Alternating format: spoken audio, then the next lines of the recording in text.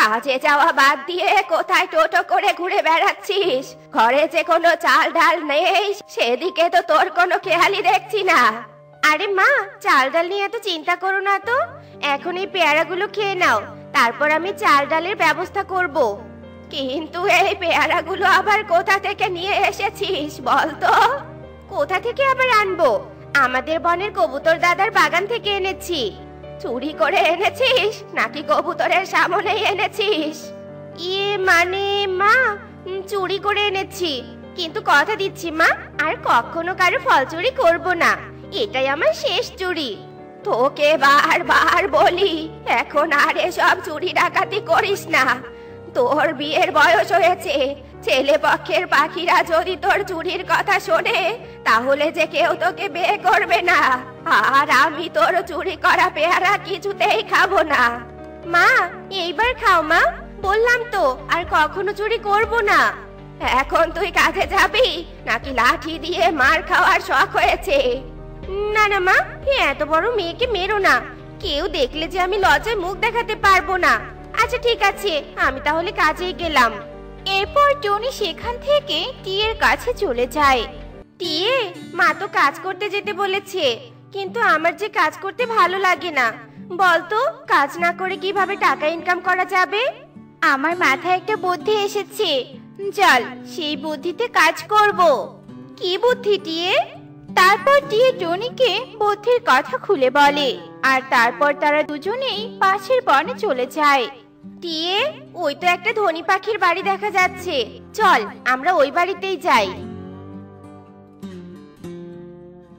আমাদের কিছু চাল ডাল দাও না গো, আমি যে জন্মগত অন্ধ প্রতিবন্ধী পাখি, তাই কোনো কাজ করতে পারি না।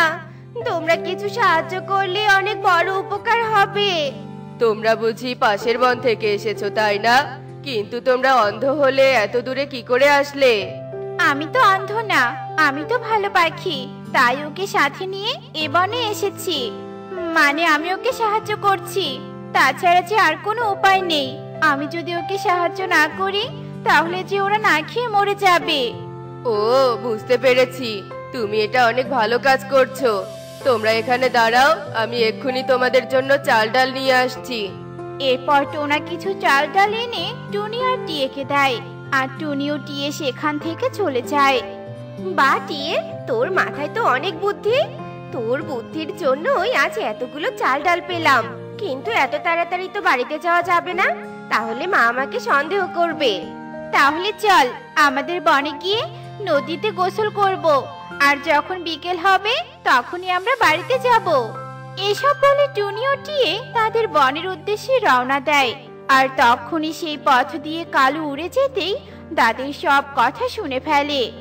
এই পাখিরা কি বুদ্ধি করে আমাদের বন থেকে চাল ডাল নিয়ে গেল?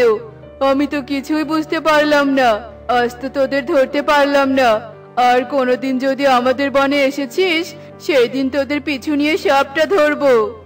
এরপর কালু সেখান থেকে চলে যায়। আর এভাবে সারা দিন কেটে বিকেল হয়ে যায়। আর বিকেল হতেই টুনি টিয়ে চাল ডালগুলো ভাগ করে নিয়ে বাড়িতে চলে আসে। মা, আজ একটা ভালো কাজ পেয়েছিলাম। দেখো না, কাজে টাকা দিয়ে কতগুলো চাল ডাল কিনে নিয়ে এসেছি। তাই নাকি রে মা? সত্যি বলছিস তো? তা কি কাজ পেয়েছিলি শুনি? পুকুরে মাছ তোলার কাজ পেয়েছিলাম মা। এখন চাল ডালগুলো রান্না করো, আর আমি একটু বিশ্রাম করি, শরীরটা খুব খারাপ লাগছে। আচ্ছা ঠিক আছে রে মা, যা। এরপর টনি বিশ্রাম করতে চলে যায়। আর এভাবে সেই দিন কেটে যায়।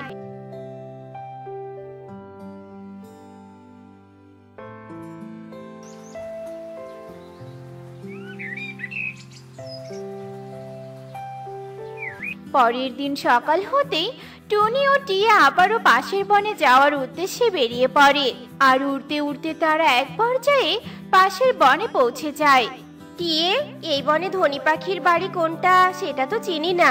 ধনী পাখির বাড়িতে গেলে কালকের মতো অনেক চাল ডাল পাওয়া যেত। হ্যাঁ টনি, তুই একদম ঠিক বলেছিস। ওই তো একটা পাখি এদিকে আসছে। আমরা বরং ওই পাখিকে জিজ্ঞাসা করি। এই যে দাদা, এদিকে একটু শোনো তো। কি ব্যাপার? আজও দেখছি ওই পাখিরা আমাদের বনে এসেছে। আবার দেখছি আমাকেও তাদের কাছে ডাকছে। যাই দেখি কি বলে। কি হয়েছে, তোমরা আমাকে ডাকছো কেন? আর তোমাদের তো ঠিক চিনলাম না। আমরা পাশের বন থেকে এই বনের ধনী পাখির বাড়িতে দাওয়াত খেতে এসেছি। ধনী পাখি আমাদের আত্মীয় হয়, কিন্তু ধনী পাখির বাড়িটা যে কোন দিকে সেটাই তো চিনতে পারছি না। মানে আর কি অনেকদিন পর আসলাম তো, তাই পথ হারিয়ে ফেলেছি। তুমি কি আমাদের পথ দেখিয়ে দিবে? ও আচ্ছা, এই ব্যাপার। এই বনে তো টোনা আর ঈগল দাদা ধনী আছে। তোমরা যে কোন পাখির বাড়িতে যেতে চাইছো?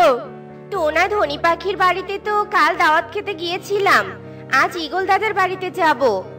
ওই যে বটগাছটা দেখতে পাচ্ছো, ওই বটগাছের পাশে ঈগল দাদার বাড়ি আছে। আচ্ছা ঠিক আছে দাদা, তোমাকে অনেক ধন্যবাদ। আমার মনে হচ্ছে এরা সব মিথ্যে বলছে, তাই ওদের পিছু পিছু যেতে হবে। হ্যালো টোনা, তুই যে বিয়ের জন্য মেয়ে দেখতে বলেছিলি, আমাদের বনে একটা ভালো মেয়ে আছে, কিন্তু তারা অনেক গরিব আর মেয়ের বাবা নেই, মা আছে। তুই কি এমন মেয়েকে বিয়ে করবি? মেয়ে ভালো হলে অবশ্যই বিয়ে করব। দাদা, আমার তো অর্থ সম্পদের কোনো অভাব নেই, তাহলে মেয়ের অর্থ সম্পদ দিয়ে আমি কি করব বলো? তাহলে এক্ষুনি মধুমতি বনে চলে আয়, আজকেই তোর আমি বিয়ে দিব। আচ্ছা ঠিক আছে দাদা, যাচ্ছি। এরপর টোনা মধুমতি বনের উদ্দেশ্যে রওনা দেয়, আর উড়তে উড়তে টোনা সেই বনে পৌঁছে যায়। এসেছিস টোনা, চল তাড়াতাড়ি মেয়ের বাড়িতে যাই।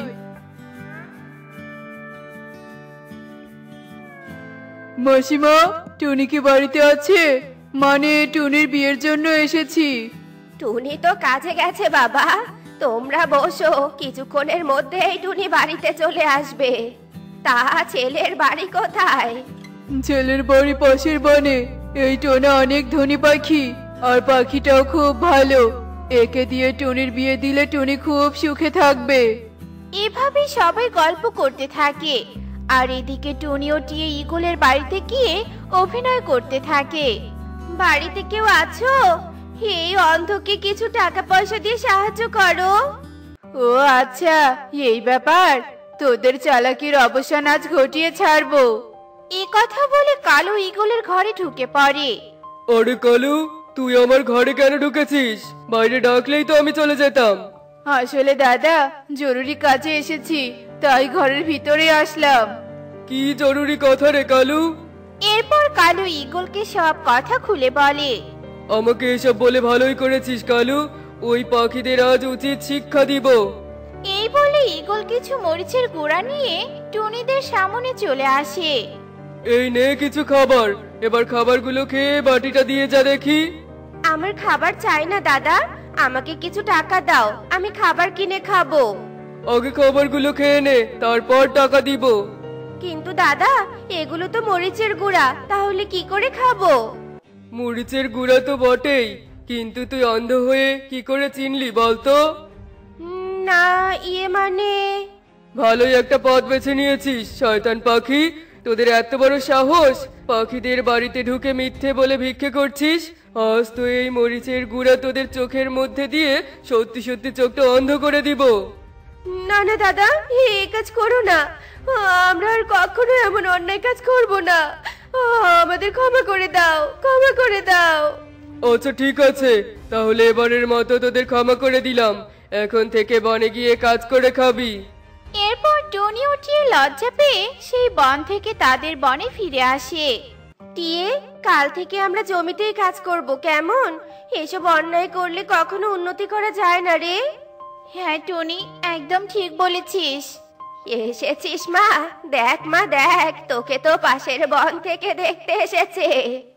এ কি, এই পাখি তো অন্ধ, তাহলে আমাকে দেখবে কি করে?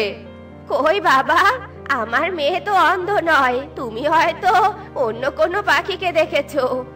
না না, আমি একদম ঠিক দেখেছি। কালই এই পাখি আমার বাড়িতে গিয়ে চাল ডাল নিয়ে এসেছে। প্রতিবন্ধী বলে আমি এই পাখিকে একটু বেশি করেই চাল ডাল দিয়েছি। তার মানে তুই মিথ্যে বলে কাল চাল ডাল এনেছিলি? ছি ছি টুনি, তোকে আমি ভালো পাখি বানাতে পারলাম না।